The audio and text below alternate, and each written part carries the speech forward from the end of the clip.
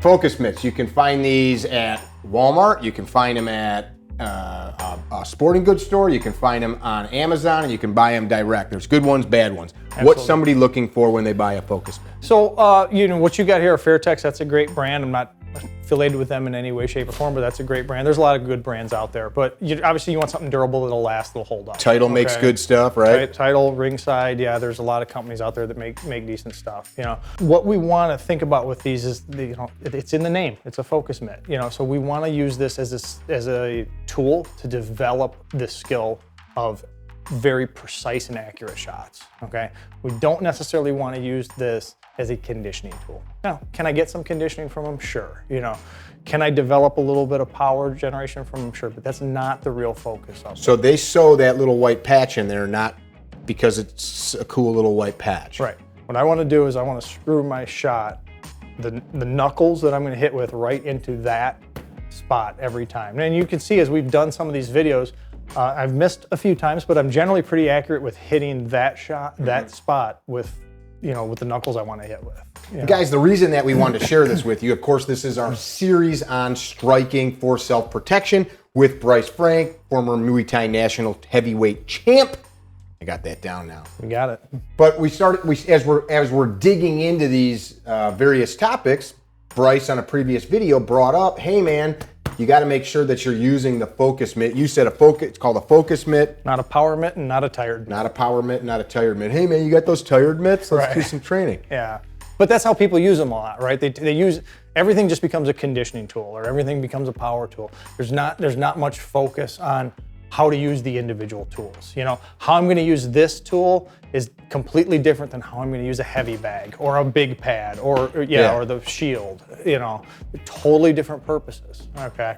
And use the right tool at the right time. No different than you would in carpentry or anything else. Or shooting. Yeah. So this is, my job helping you here is to give you a good target. Right. And of course, if we're talking like super high level stuff, which I am not and you are, you start doing all kinds of other things with these mitts. But the point is I need to give you a target that you can train your subconscious brain in your hand to hit wherever it is in time and space as per our drill. Absolutely. Okay. Yeah. I think that that's important that we touched on that because I've never heard it. Of course, I know that that's the general purpose, but I've never really just wrapped my head around that. Like, that is like one of the key takeaways of these things being out is developing that focus, that skilled application of your strikes. So this is like group shooting with a pistol or a rifle. Yeah, you know, this would be, you know, like hitting a 3-in-1 drill or a 9-in-1 drill or something like that with pistol shooting. I want to put all my shots into that little tiny little space. And that is like a key takeaway. And in that, you're working the mechanics of how you throw the punch and stuff. But if you're hitting me in the teeth while doing it, should I have my mouth guard in for this? Nah, you should be good. Yeah, what I want to hit here. I don't want to hit somewhere in here. And so I guess the thing is, if you are hitting all over like that, it's your job to kind of meter yourself and say, hey, self. Yeah, slow it down, bring it back to a level that you can still run the drill at, right? And then the speed will come with time. I dig it. Does that make sense, you guys? This is that same premise that I think permeates everything that we do in our training. If we're training to an end goal, what's the goal? And in this case, it's to get good at striking to protect ourselves in violence, not just in fun. Fun meaning like sport fighting. And so everything that we're doing should support that outcome. So if you're training with tools, know how to use the tool. Right, yeah. One of the big things I'll see, because I hold pads for people a lot, is, you know, you'll hear me, if you see video of me holding pads or watch me hold pads for people, you'll hear me a lot. It's like, you know, hit me, not the pad, you know, because they get focused on hitting the pad and I have to move the pad to catch their shot. I'm like, you should hit where it's at, not, you know, don't make me have to go to it.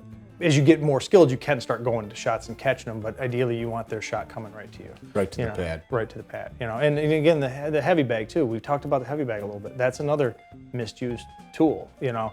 See guys that are just kind of mindlessly hit or mindlessly kick or mindlessly knee the heavy bag.